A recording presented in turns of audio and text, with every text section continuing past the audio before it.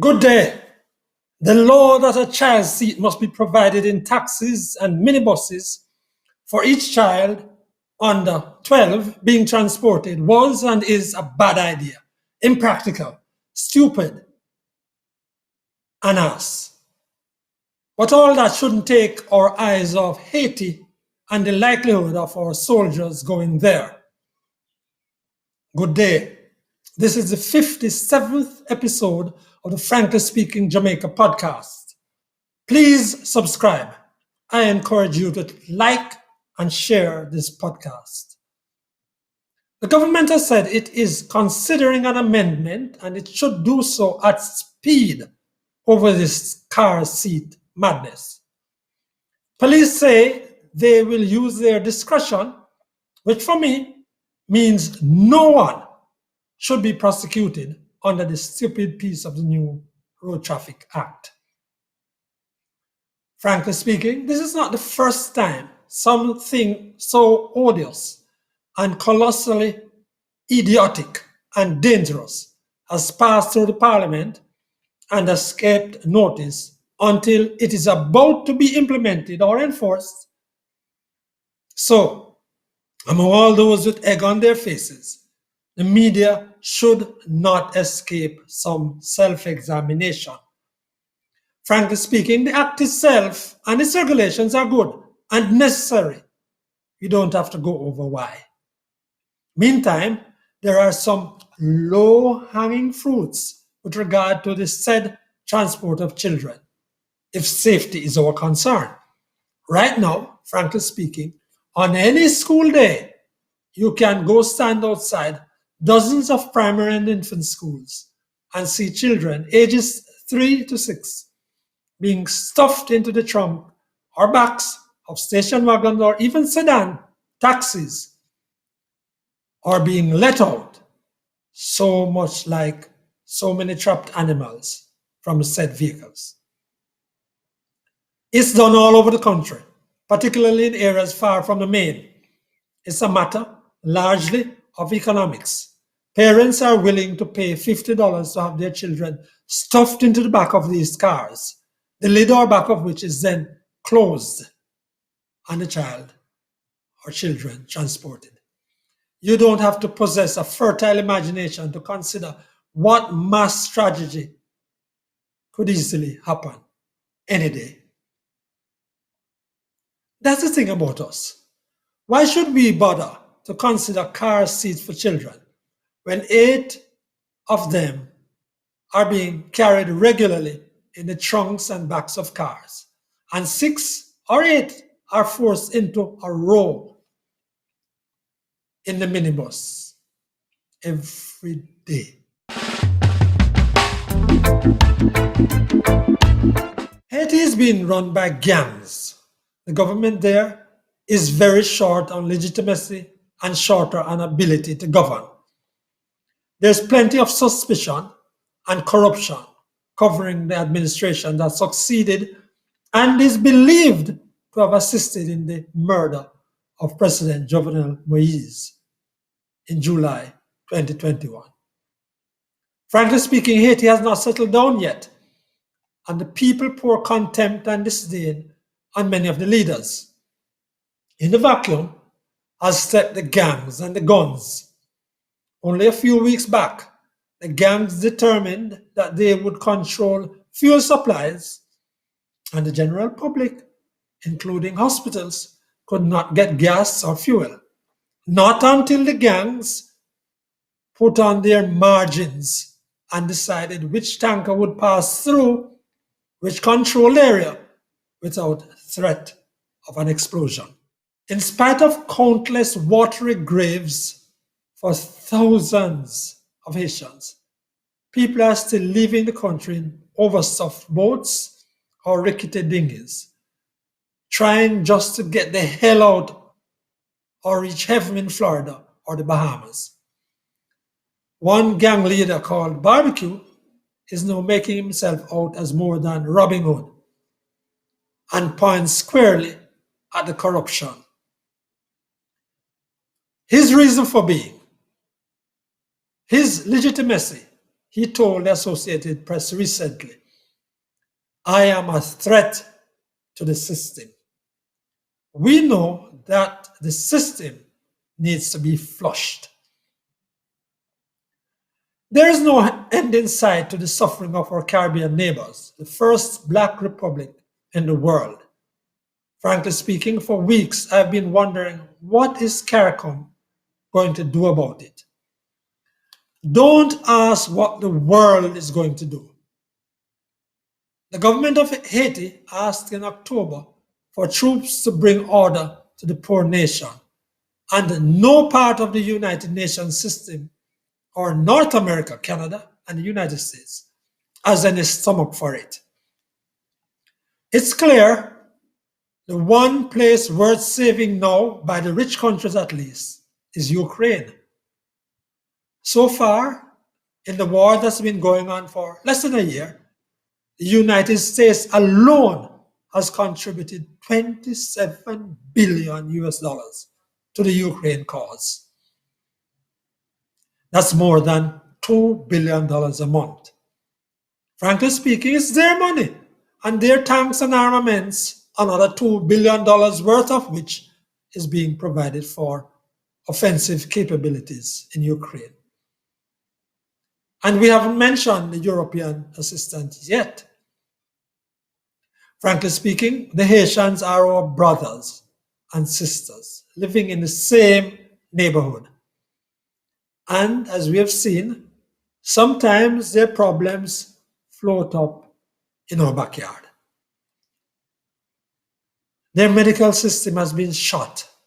Housing conditions remain abominable for the vast majority. Running water is nearly non-existent, and economic and social conditions are still being made worse by the earthquakes that killed tens of thousands in 2010 and the more recent one that killed at least 3,000 in 2020. In combined, it would have been hard for any country to dig out of that. Tens of thousands lost, property lost in 2 earthquakes. Haiti is still sinking into the rubble. The people are being ruled by nearly 100 gangs and from the barrels of their guns. Some of Jamaica, nearly 300 gangs, might well be looking on with some fascination. Now, Haiti's Prime Minister and other top officials had requested the immediate deployment of foreign troops in early October as the fuel siege bit. Here's Prime Minister Andrew Holness last week suggesting that Jamaica might become part of a yet undetermined move to help Haiti.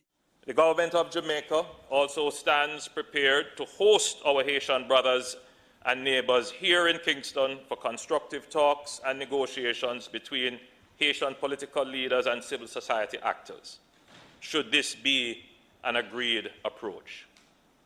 In addition, Jamaica would be willing to participate in a multinational security assistance deployment to Haiti under the appropriate jurisdictional parameters to support a return to a reasonable level of stability and peace which would be necessary for any inclusive democratic process to take root. That's Prime Minister Holness. I've been thinking that I would want to see an intervention organized by the United Nations and our CARICOM. I'm willing to encourage the government to provide troops that would form part of a multinational force to bring some order, some peace to Haiti. But here's some of what's troubling me. How long would the soldiers and police need to stay? What sort of resistance might the gangs drum up? With our lawlessness and murder rate, that's much higher than Haiti's, by the way. What's our bona fides in this matter? What would things have to come around to be like for the soldiers having gone to Haiti to leave and come home? I'm not sure. And now, Desmond Richards. Based on the records of the Jamaica Constabulary Force, we can say that no one will be convicted in this $3 billion fraud at Stocks and Securities Limited. Listeners and viewers will recall that Jamaica was the home of some of the largest Ponzi schemes in the Caribbean, and not one of those who were responsible were brought to justice. Cash Plus, we must remember Cash Plus. It collapsed in 2008 with over $10 billion for over 40,000 investors. The prosecution at King Street had to withdraw their case because they could not present a successful case against Carlos Hill. But this was due partly to the fact that none of the investors, or the majority of the investors, did not give any statement to the police, and so the prosecution was unable to present a successful case. How can we forget Olint, Jamaican David Smith? Well, he was taken to court in the Turks and Caicos and the United States, where he was convicted and sentenced to 10 years. Now Olint went down with over 220 million US dollars for investors. Not one charge was laid against him in Jamaica. Not one charge. As a matter of fact, he told US prosecutors that he gave the PNP and the JLP and another political party in the Turks and Caicos Island 20 million US dollars. Now, US prosecutors said they wrote to both the PNP and the JLP asking for the money to be returned, and they did not receive any response. Now, one of the things that we must look at in this SSL case is the connection between that company and the political parties, because that is another story. If the politicians are involved, it will be another story. Last week, the Director of Public Prosecutions told us of the difficulties that prosecutors had in putting together cases against white collar cases in Jamaica. The Jamaican investigators have a very poor record in doing that. And the DPP told the investigators last week that they should make sure that they close all loopholes. Now, this is where the role of the FBI is very important in this matter. And we want the terms and references, we want more information on what the FBI is going to do. Is the FBI is going to be given the full authority to investigate this matter thoroughly. Because if we rely on our investigators, I am not sure that we will go to the bottom of this matter. Let us see.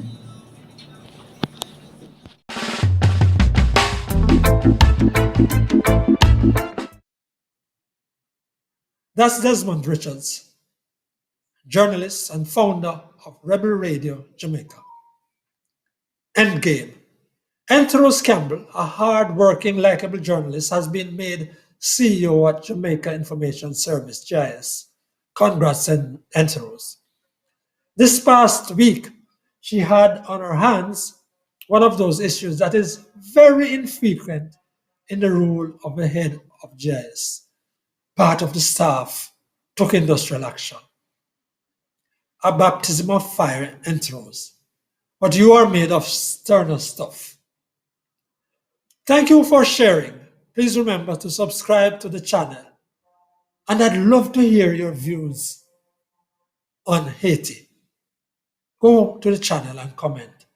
On behalf of Desmond Richards, I am Franklin McKnight.